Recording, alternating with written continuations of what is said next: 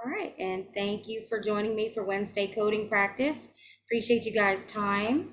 Um, like I was saying, what we're going to be doing on Wednesdays while we're in the coding modules is practice, basically. We're going to be following those steps, finding different diagnosis, finding different procedure codes when we get to CPT. We'll continue on with it then. And it's just, guys, like I've said before, it's all about repetition with coding. The more you do it, the quicker you're going to catch on to it. And then one day those light bulbs are going to go off and you're going to be like, oh, I was stressing this for nothing. So I'm going to share my screen and we're just going to walk through some examples real quick. And again, if you have your ICD-10 manuals, then follow along. And y'all, I still have not been able to find my 2022 manual. So my pages are going to be off just a little bit, my page numbers.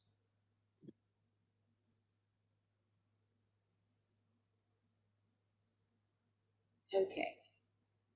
So coding practice for today. All right, and what I did was I picked out 5 different codes that were kind of all over the place in the manual. You're gonna have to look different places to find these. But as y'all know, we always start with the alphabetic index, right? We start in the front of our ICD-10 manual with the alphabetic index. So let's jump right in to number 1. Cholera, real simple, guys. I keep it simple on these, and unfortunately, sometimes in the chapter exercises, they get real wordy with y'all. They include a bunch of information that doesn't even matter. So you got to kind of pick out the things that are important and focus on those as to what you're, as to coding. So cholera unspecified. So where are we going to start with that? Real easy. Cholera. Exactly. We're going to go straight to cholera and see where that brings us. All right, so as soon as somebody has found it in the alphabetic index, holler out where the page number is.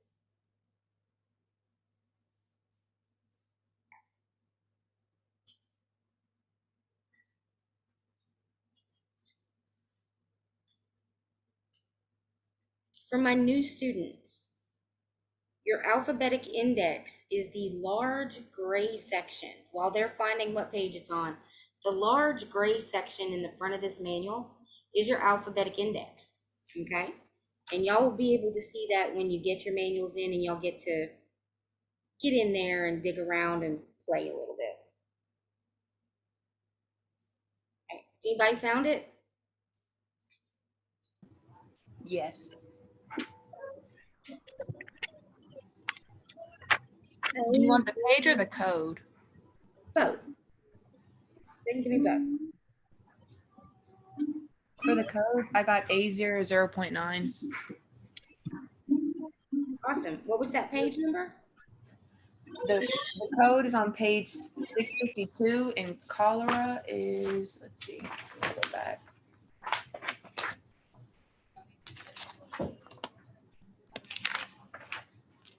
That is on page 151 in the alphabetic index. Okay, 151 in the alphabetic index. All right, so does everybody see, look in your alphabetic index, do y'all see where that is, where that's coming from? And why she says it's bringing her to A00.9? Is there anybody who doesn't see that? Or doesn't understand why she went there or why it's bringing her to that code? Any questions about that? Nope. Awesome sauce. Okay, perfect. It led you straight to cholera, straight to 800.9. So what's our next step? We found it in the alphabetic index. Now we need to do what? Go to the tabular. Exactly. We got to verify it in our tabular section. So she said that that was page 652. So let's go ahead and jump over there and see what it says.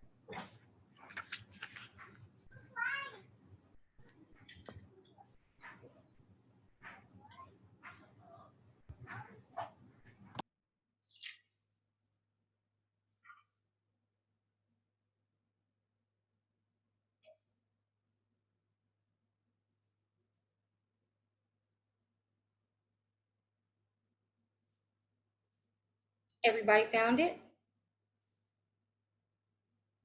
Awesome. Okay.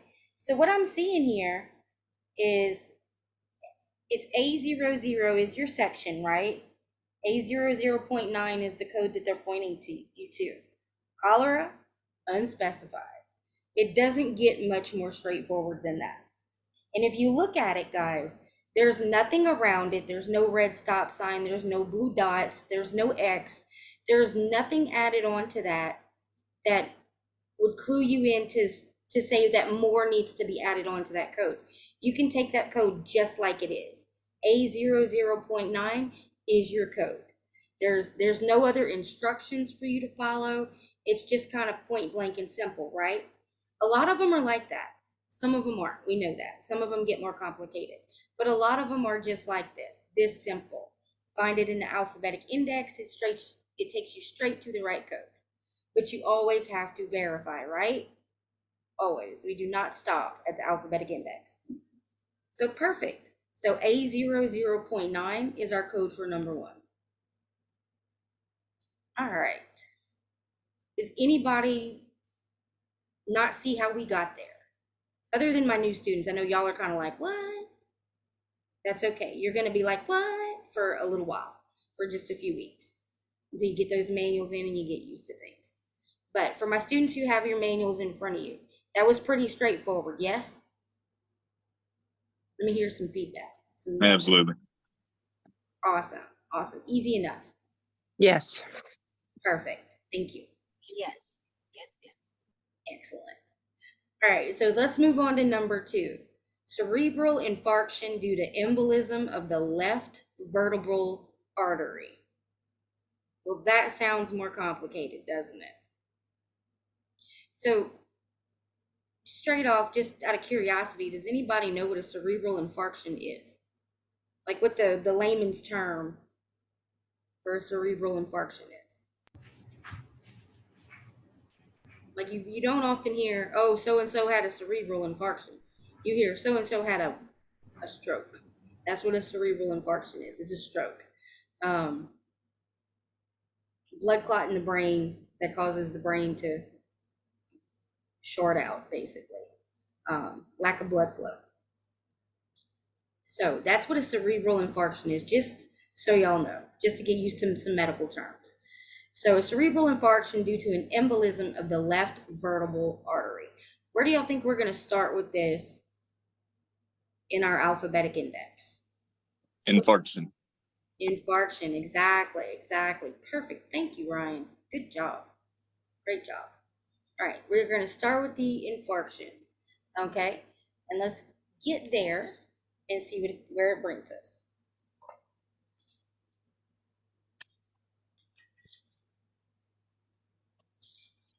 Page number 300, right column on the page 300.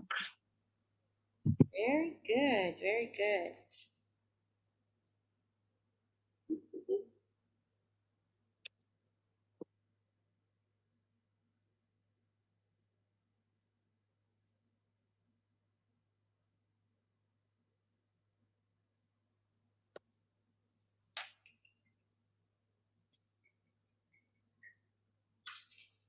Mine is, for whatever reason, there's like 2 extra pages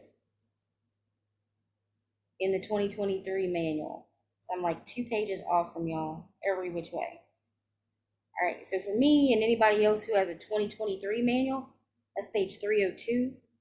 It's in that last column on the left page. Infarction, and then y'all see that first indentation down. It leads to all the different sites where a person could have an infarction. So we're going to follow that down until we find cerebral, right? And it's just a little ways down. Cerebral, acute, chronic. And then there's some see alsos. And then let's see. Aborted cortical due to. Okay, well, we have a due to in our scenario, right? Due to embolism, occlusion, stenosis, thrombosis. And then it goes on for some more. All right, so I would say, hey, due to an embolism, so that's where we want to go. vertebral of the left vertebral artery. All right. Well, I'm not seeing, unless it's down there some more, vertebral artery listed there, but I do see embolism. So that's where my mind would take me. Cerebral infarction due to embolism. That's where I would go and see if I could specify down from there. So let's do that. Let's go to cerebral embolism. I6 3.4 and I6 3.1 are what they give us. I would go to this section I6.3 probably and start there and just start reading down.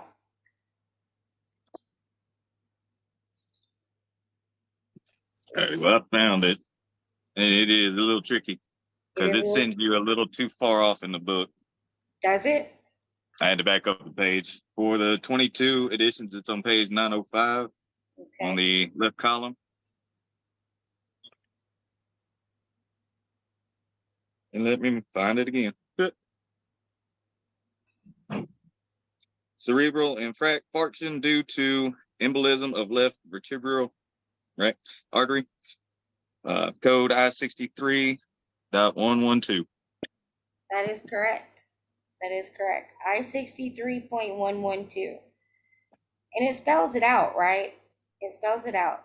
Once you go to that, like you see where I63 starts, the cerebral infarction, you really just have to start going through the subsections and seeing what fits your scenario.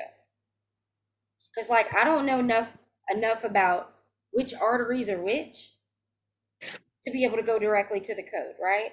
So I'm going to read down and see what fits the most. And Brian found it. I63.112. Cerebral infarction due to embolism of the left vertebral artery. That's perfect. And there's no stop sign there, which means we can use the code as it is. There's no X's, so we don't have to add anything to it. And I can see the beginning of this section, I63, there's no box that says we have to add anything to it. No specific guidelines that are going to change our code. So that's it. That's perfect. I63.112.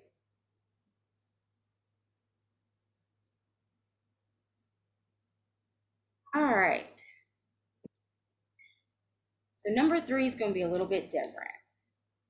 Acetaminophen poisoning, accidental. So the first thing I want y'all to think about when y'all see something like this is I want y'all to clue into the acetaminophen. What is acetaminophen? It's a drug, right? It's a drug or a chemical. So where in our book are we going to look for that? Are we going to, we can go to the alphabetic index and it's going to lead us to where we need to go. But knowing the different parts of the books, knowing that there is a table of drugs and chemicals, we could go straight to that table, right? Because we know our code is going to be in there. Just a thought. But you can't go to the alphabetic index if you're just not in that frame of mind. Sometimes I miss it too, and I look for it in the alphabetic index and it'll lead me to the table of drugs. So our table of drugs is located right behind the alphabetic index. So that's where we're going to go.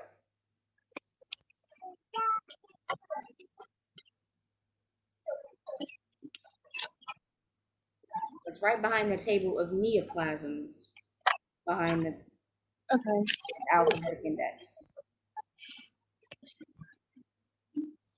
And I've got it on page 511, so it'd probably be like 509 for y'all.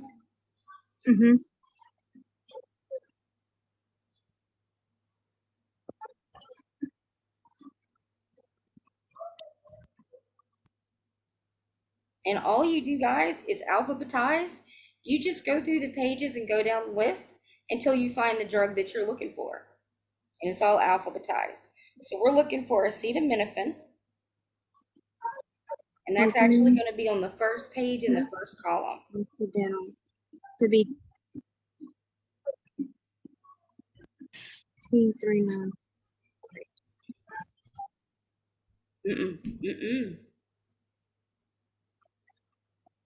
You gotta go back to your room.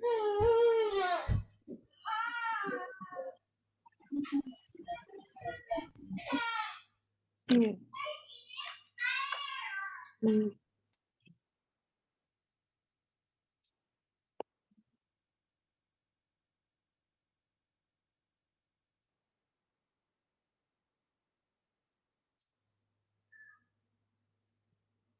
All right, so can anybody tell me what our code for this one is gonna be?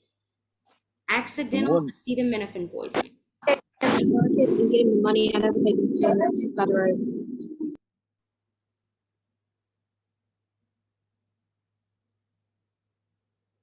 Anybody? Is it So, the one- T39.1x1? Yes. that's what I got. Okay. Yes, it is. So, and I want y'all to look at this, at how the table is set up, okay? You've got your drugs listed, and then they've got the different columns, and all the columns mean a certain thing. And it's up at the top what they are.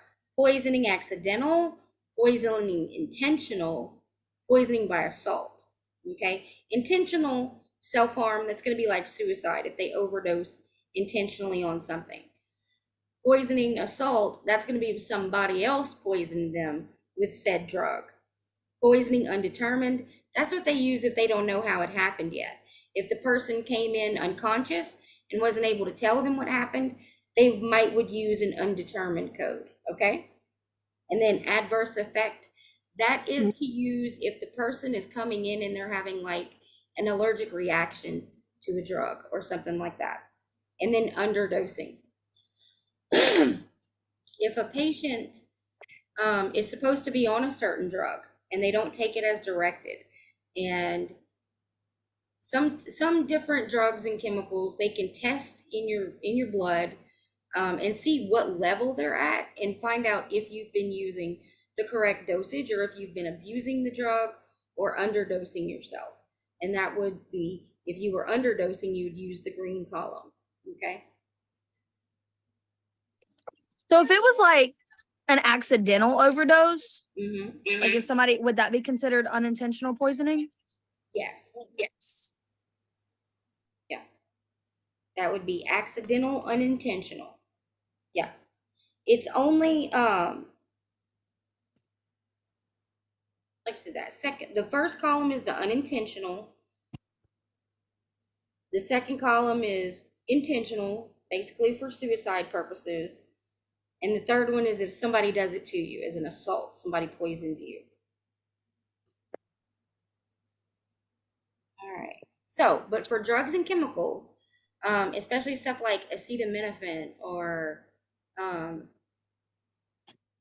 ibuprofen, any of the different over-the-counter stuff, all of that can be found here in this table. Anything that the doctor prescribes to you can be found in this table. It's a pretty lengthy table if y'all look at it. Pretty big. So it's all included there. I've got a question about, it was looking up acetaminophen poisoning, Mm-hmm. but the code is for 4-aminophenol derivatives. Is that something we're supposed to just know that that's what they're all talking about? It's acetaminophen, just by, because it doesn't say acetaminophen poisoning. It's got 4-aminophenol derivatives. I'm not really sure, Ryan. Is that in the alphabetic index you found that? No, that is on the code. It says poisoning by 4-aminophenol derivatives, accidental, unintentional. And that's the code that it gives me. And it says nothing about acetaminophen. That's what threw me off when I was looking I at it. don't see that. I mean, I'm not tripping. Can you take a picture? No, I'm sure you're not. Can you take a picture of it, of that, can. and text it to me? So I can see exactly what you're at? Now go see my roof for a second. I'm going to see if I can swap my camera around. I'll get you a video real quick. Mine says I that cannot see too. my phone, so please tell me. Where does it, like, because mine does not say that. Mine says acetaminophen, and then it's just There a you go. straight line with nothing around it. There you go. Y'all see that? No, it's blurry. It's like, So I have to keep talking. oh, did you go to the tabular? the? You went to the tabular? Yeah, Yeah, you didn't have to. I see. Yeah, I'm on page 1464. That's what happened. Yeah, I don't generally, if it's a drug or a chemical, I generally go with what the table gives me What it and is. go from there. Okay. But that's not a bad idea to check the tabular. It's not a bad idea in case there are some different, like you said, you're seeing something there that you don't recognize. So Right. let me And it look doesn't say at it. acetaminophen. So when I come to that, I wouldn't have coded it without more research on that, what it is. You know what I'm saying? Because it doesn't say straight acetaminophen. SS, pseudocides.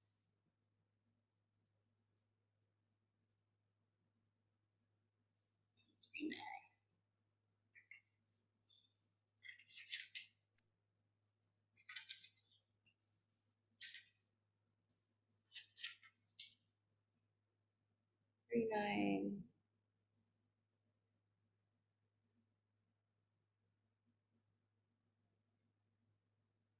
Okay, so T39 section, poisoning by adverse effect of an underdosing of non-opioid analgesics, antipyretics, and antihumetics. So the appropriate seventh character is to be added to each code from category 3.9. 6. Poisoning by adverse effect, underdosing, nope.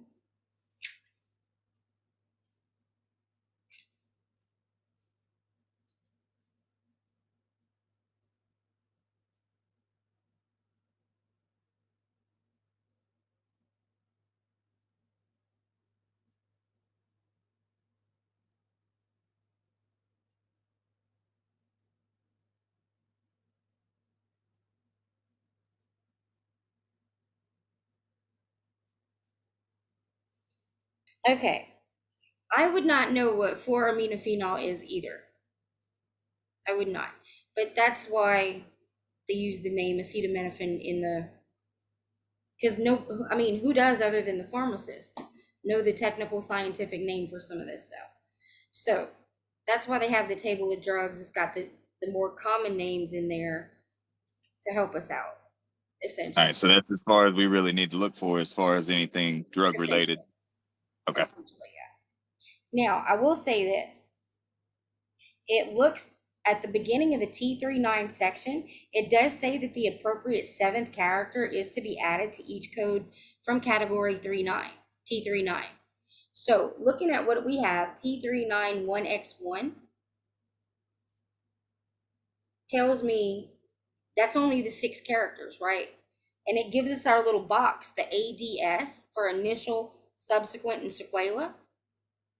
So that tells me that there should be something added on to that T391X1. There should be an A, a D, or an S.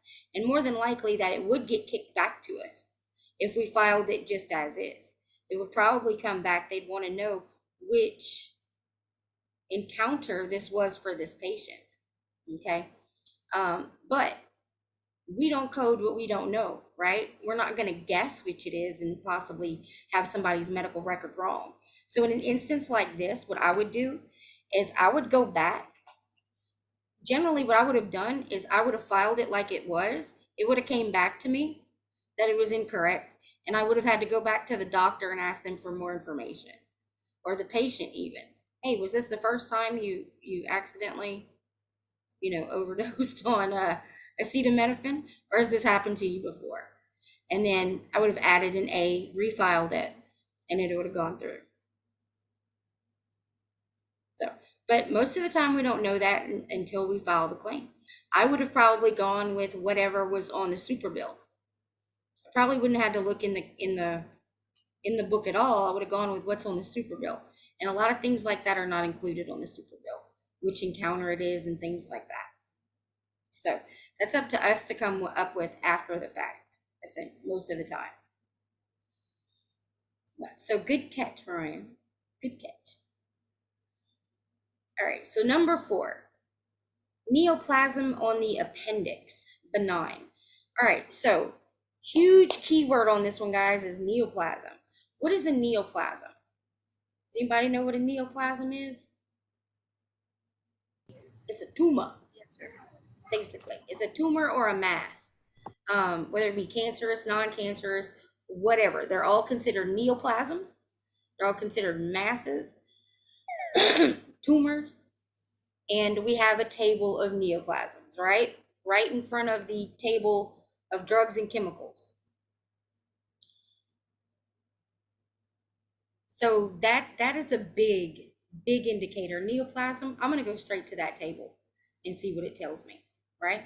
So let's do that. Let's jump into our table of neoplasms right behind the alphabetic index and look for appendix.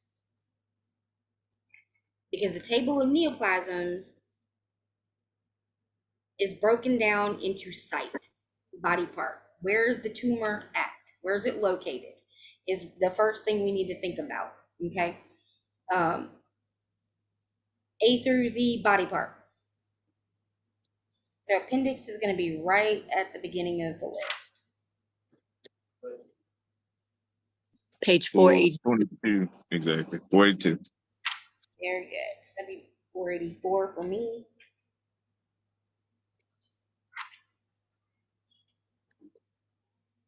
All right, perfect.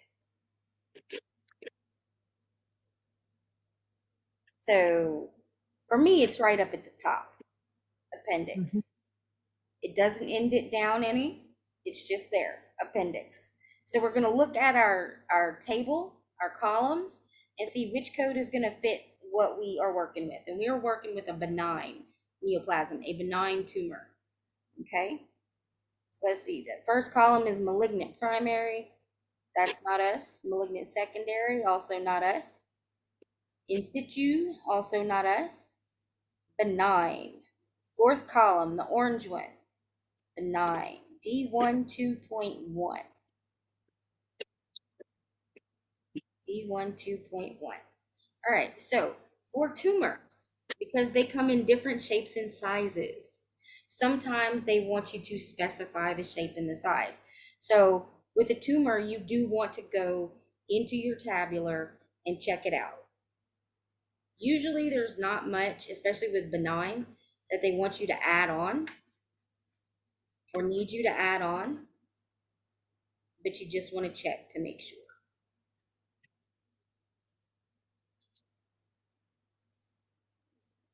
And 2.1.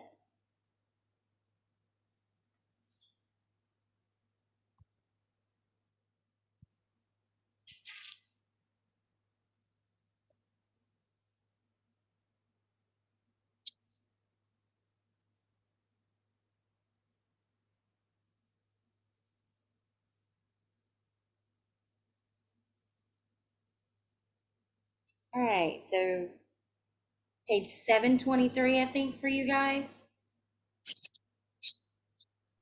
Yes. or roundabouts there. All right, Yes. so D1 2.1. Benign neoplasm of the appendix excludes benign carcinoid tumor of the appendix. Ours did not say anything about being a benign carcinoid, so we're not going to worry about that. And I'm looking around it, cecum, ascending colon, or colon, transverse colon. So we should be good with the D1 2.1. They're not asking us for size or anything crazy. And I can see, you know, the beginning of the section D1 2, there's no crazy boxes or crazy instructions. It just, it is what it is. D1 2.1. All right. All right, so we've looked at our table of drugs a little bit. We've looked at our table of neoplasms. We looked at something that we thought was going to be super complicated that wasn't that complicated. Now let's look at something that is actually a little bit more complicated that might require a placeholder, something like that. So number 5 is a stab wound to the left eye, initial encounter.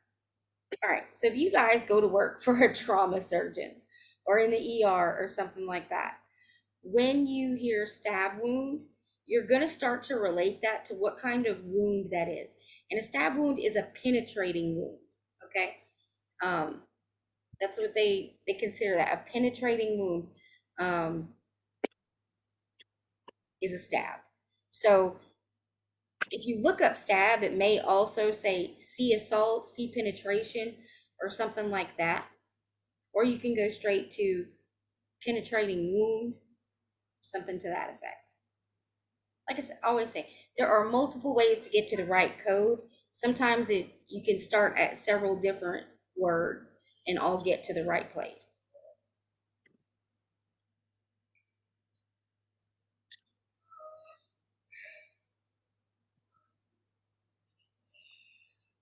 Y'all excuse me for 1 second.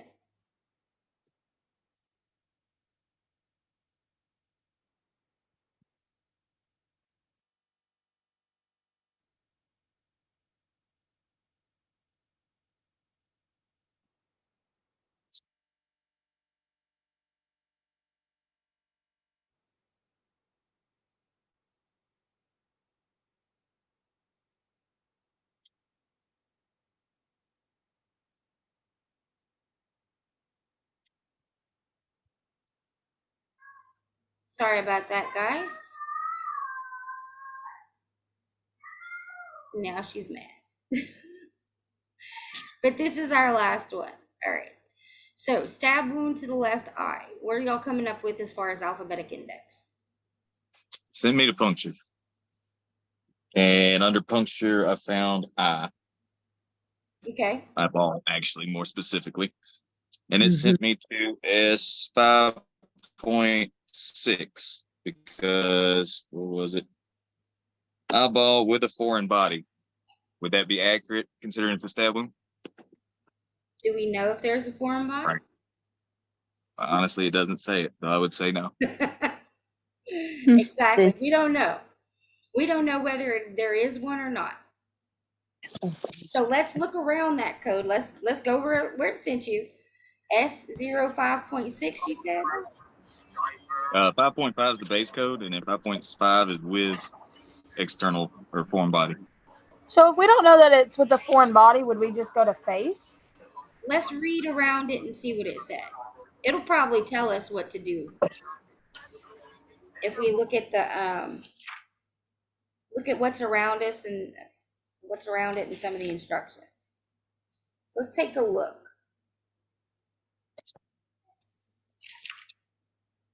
Not way far. Okay.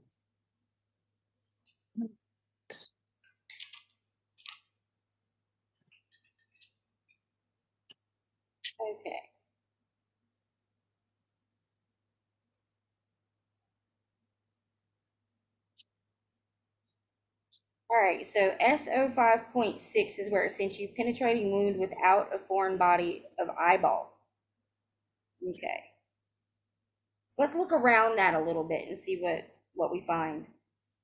Let's maybe start at the beginning of SO5 since that's injury to the eyeball. We know we're dealing with injury to that left eyeball one way or the other, right? So let's start there and work our way down. All right, so SO5 includes open wound of the eye and orbit, all right? Excludes a bunch of other stuff, second cranial optic nerve, blah, blah, blah. Ours doesn't say anything about the stuff that it's excluding, so we're not gonna worry about that. It does say that the appropriate seventh character has to be added, right? And it gives us our little box with our directions. So let's see, SO5.0, injury of conjunctiva corneal abrasion. That does not fit. 05.1, contusion of eyeball and orbital tissues. I don't know about contusion. Let's keep reading and see what we find. SO5.4, penetrating wound of orbit with or without foreign body. All right. So let's see. And SO5.5 is penetrating wound with a foreign body. And then 5.6 is without the foreign body. So seeing as how we don't know whether there is a foreign body or not, I would say SO5.4 fits the best, right? Penetrating wound of orbit with or without. Yes. Yeah, because we're not really sure. We don't really know. But there's a code for that. So that's awesome. Now, why are we looking for orbit and not eyeball? Because if you go down to S05.5, says penetrating wound with, oh, I'm sorry. I thought it was just on, okay, S05.6, penetrating wound without foreign body of unspecified eyeball. Oh, that would be one. Okay, maybe I just need to read a little more. I'm sorry. That's My okay. question does still stand. Why is it the orbit and not the eyeball? I don't know. Would it still be the same thing either way? I think so. I think so, because the only difference is the foreign body, right? Other than the eyeball and orbit. But it's like if you look at SO5, injury of eye and orbit. Sorry, that's my child. That's okay. That's okay. We've all got those issues today, apparently. But they don't really specify, the difference between the orbit and the eyeball. They just kind of lump them in together. So if we're going off that, we're looking at it being S05.42A. Yeah, A. Yes. Right. 42X, but Ball don't itself. forget what you have to add on to the XA. end. Right. Oh. XA. Initial encounter. You got to have that A on there to get it out all the way to the 7th character. Wait, It why are we wouldn't- putting X in there? What you got, Dusty? Why are we putting XA and not just A? Because you see the little red X in front of there? Yes. That means you have to have a placeholder if it's not 7 characters long. Oh, Like if you I knew put that. just the A, it's only going to be 6 characters, right? Oh. So you've got to add that X in there before the A to make it 7. The X is called a placeholder. It's just later on, if they decide it's medically necessary to include more codes to get more specific, they have room to do that. That's why they use the placeholders and stuff. Oh, okay, that makes sense. One day that might not be an X, it might be a more specified code. You're ridiculous. Just never know. Calm down. But in the meantime, we get to add an X in there. But that's what that little red X right in front of it means. It means that you've got to add that X if it's not to the 7th character. So if there's a little red X there, you're always going to add that X? Generally, yeah. Okay.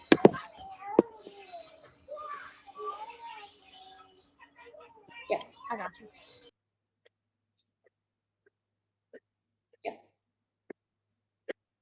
And then you just have to remember to look at the beginning of the section and see if you have one of those little blue boxes that gives you some, because it says it at the beginning of the section. It'll say all the codes in this section need to be 7 characters long. And then you'll see the little X's on all the codes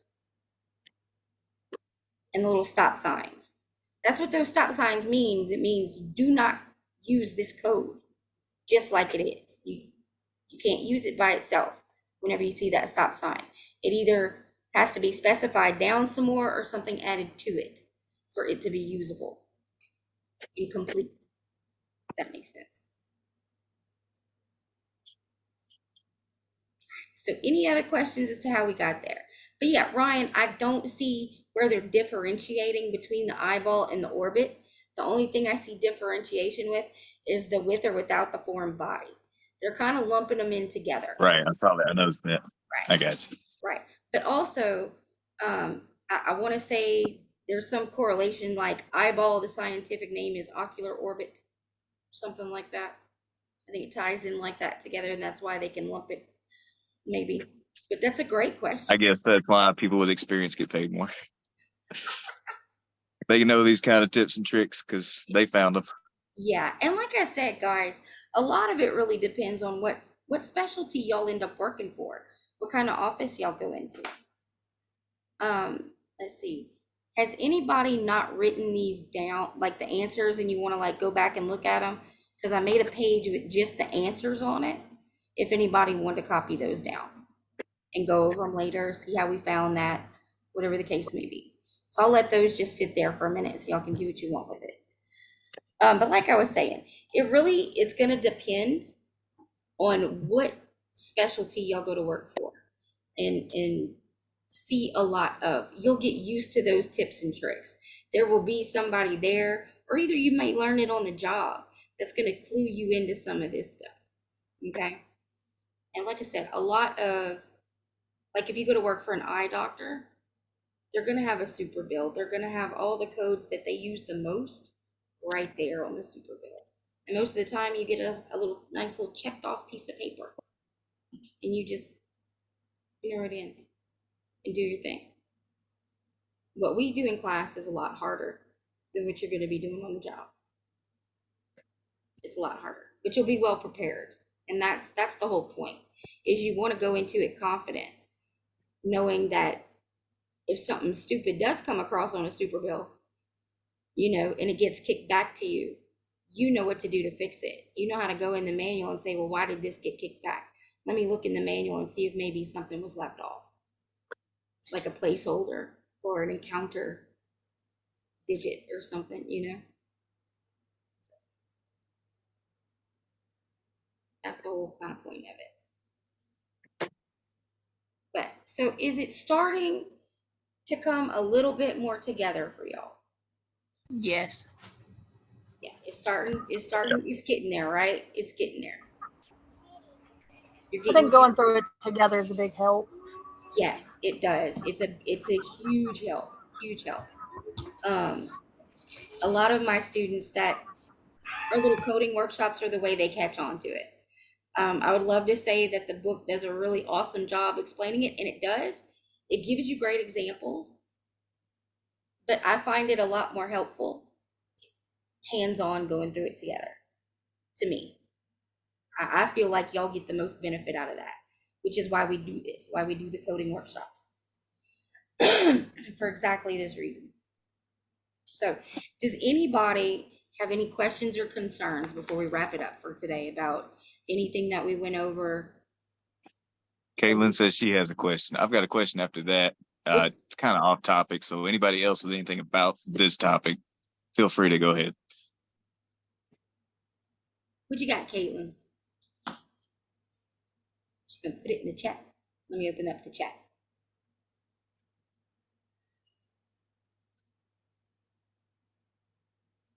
Adverse effects.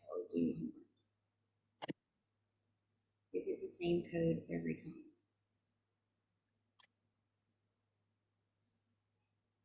It shouldn't be. It would depend on what they're having adverse effects to. Like if it's two different patients, they have the same adverse effects to the same drug, then yeah, it'll be the same. But if it really depends on what they're having the adverse effects to. Does that make any sense?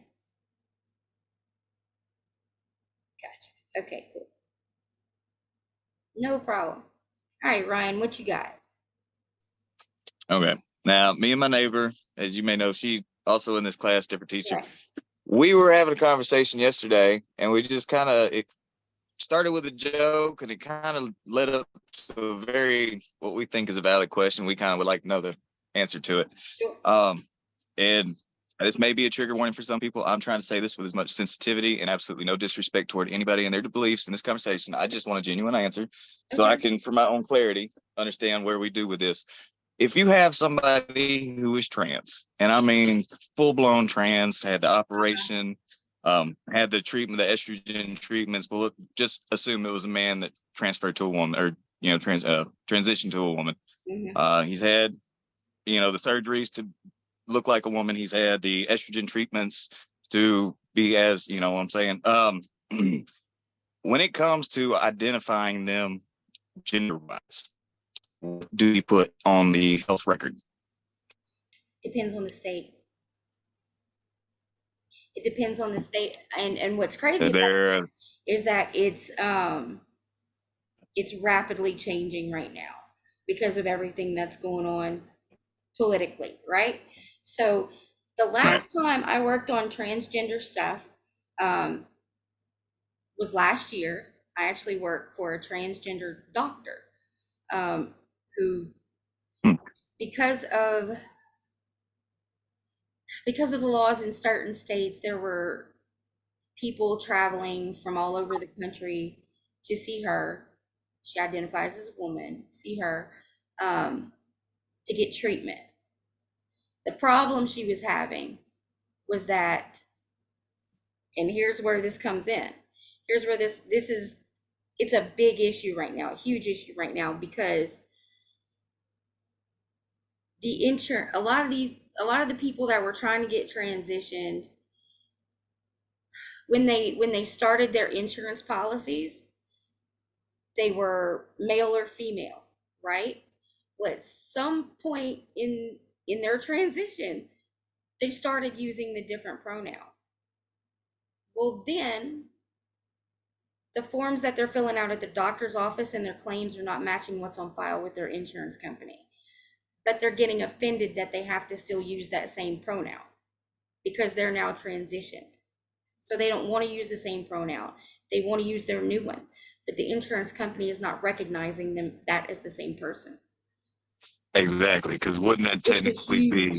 It's a huge issue, and it depends on the state laws that are in effect in the insurance company and what they'll allow. So And when they unfortunately, have to, because I know there's a whole process to legally change your gender. So until then, wouldn't you just have to go with what's on, I guess, in their, I don't want to say like their birth certificate, but yeah. I guess. Well, like I said, it depends a lot on what insurance they have. Because I tell you now, Medicaid does not care.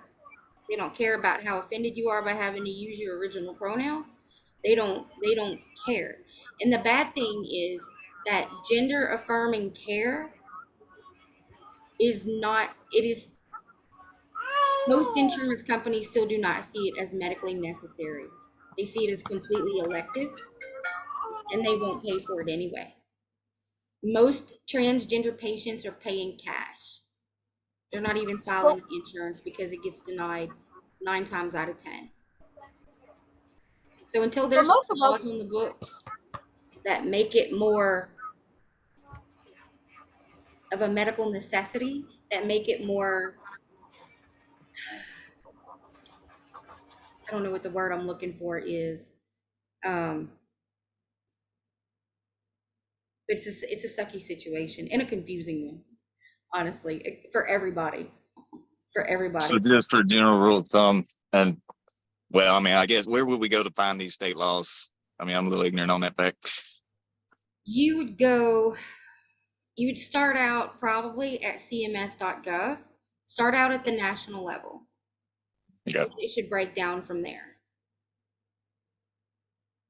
Alrighty. Go to the Louisiana Department of Health and Hospitals, the dhh.la.gov, I think it is. But it's the Department of Health and Hospitals, and that'll have a lot of our state laws as to how that all plays out. Yeah, but like I said, a lot of that is, or I say it's changing. A lot of people are trying to get it changed. I personally, I have no issues with, like I said, the trans doctor that I used to work for, she was also actually my doctor, and one of the doctors who's probably treated me the best ever. She was the one who diagnosed me with a herniation in my spine, and I ended up having spinal surgery because of it. When another doctor handed me a handful of ibuprofen, and I almost accidentally poisoned myself with ibuprofen because I was hurting so bad. I literally ate a hole in my stomach with ibuprofen. So, and then I went to see the trans doctor, and she was awesome, Dr. Tiffany, and she took care of me. And then I went to work from her because I got a crazy statement from her. I was like, "Doc, your billing's jacked up. Let me help you fix that." And she did. It paid me very well to do it. Yeah. She was one of the first contract jobs that I ever had. But that's also where I learned about the gender affirming care and that kind of stuff. And the really sad situation that that it is for a lot of people. A lot of people. Right. And it's just one of those things that when we asked it to each other, we were absolutely dumbfounded because it's, I mean, at what point Yeah, do they go with what? I mean, where do you make that decision? right, Where's the line drawn and where do you find it? right. And I think it is a lot of people. But I think I can move from there. There's a lot of hoops that you have to, I would be willing to bet once you go through the legal process of getting your gender changed and your name changed, if if they're doing that or whatever, however that is, you have to, there's a process of submitting that documentation to all the entities, to your insurance company, to your life insurance company, to the DMV, to the Social Security office, the vital records offices, everything has to be switched over. And a lot of people, after they've transitioned, the healing process is long and hard, and those surgeries are nothing to sneeze at, and the recovery is really difficult, and a lot of people fail to get their paperwork to where it needs to go in a timely fashion. And I don't know if the system is set up that way. Like, here's all the hoops, good luck jumping through them. I would hate to think that it's set up that way on purpose, but we don't know. We just don't know. So, yeah. Lots of craziness going on in the world today, guys. There's a lot of hate out there, which is sad. All right, any other I mean, questions? I've heard. Would Ryan? Oh no, I was just gonna make a joke. That's all right. Any other questions, concerns, anything? Oh, I do want to let y'all know about a little change that's taken place too. Tomorrow, our weekly Zooms are moving to 4:00 on Thursdays. Not a change that I am making. It's a change that the powers that be that are making, because we're not going to be alone in our Zooms on Thursday anymore. All of the medical billing and coding classes are having Zooms together. So it's going to be one ginormous Zoom with all the instructors and all of the students. Is there a reason for it? They think different people learn in different ways. And I think this makes sense. Different people learn in different ways, and different instructors present information differently. So are you not leading them anymore? no, I'm not leading tomorrow's. Miss Crystal Berry will be teaching tomorrow's Zoom class. I think I have the week after. Right? It lightens my workload, to be honest, because instead of coming up with a lecture for y'all each week, I'm only responsible once every 4 weeks for the lecture. Hey, 4:00 helps me out big time. So Okay. But it'll be that going forward until further notice. So far, the other classes have tried it out. We're kind of the last ones to get on the bus, so to speak. They wanted to try it out, just a couple classes, and see how it worked for a couple of weeks. And they said it's been really awesome. Like, the students have really enjoyed it. And I think it's a good thing, because the way I present information may not be the best way for all of my students. I think that most of y'all are able to perfectly understand and grasp what I'm saying, and I can make it make sense to y'all. But maybe some of y'all just have a little bit different learning style that I don't know about. One of these other instructors may present the information in a way that just, bam, opens it up for y'all. And I hope that's the case. If anybody's been having, issues with the way that I do things.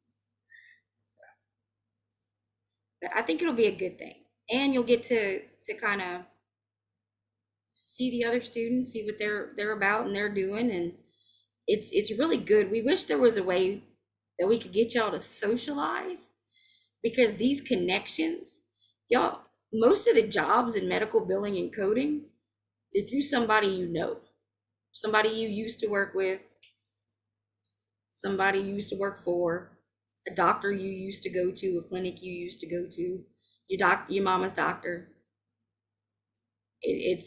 There's a lot of word of mouth and making connections in this industry.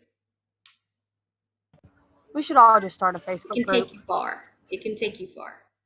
Because that's how I got this job. Miss Marcia Gallagher, our program chair, was the lady that trained me at my first billing job. When all I did was sit at a desk and scan papers all day long. I scanned super bills all day long for 8 hours a day. I scanned and named files. That's how I started in this industry. Data entry, basically. And then I learned from there, and it went from there. Within 3 or 4 months, I was handling my own account, a pretty big clinic in Alexandria. Within a year, I had 2 more accounts, and I handled all 3. And within 4 years, I was handling 5 of the biggest accounts in our office by myself. Millions and millions of dollars flowing through my desk in medical claims. Kind of good, kind of felt good. Still does. Still does. And here I am now. So you never know where it's going to take you guys. It can open all kinds of doors. All kinds of doors. There's no reason y'all can't go to work in a medical office for 4 or 5 years and then come take my job. It's a cushy job. It's a cushy job. So, any other questions, concerns for today?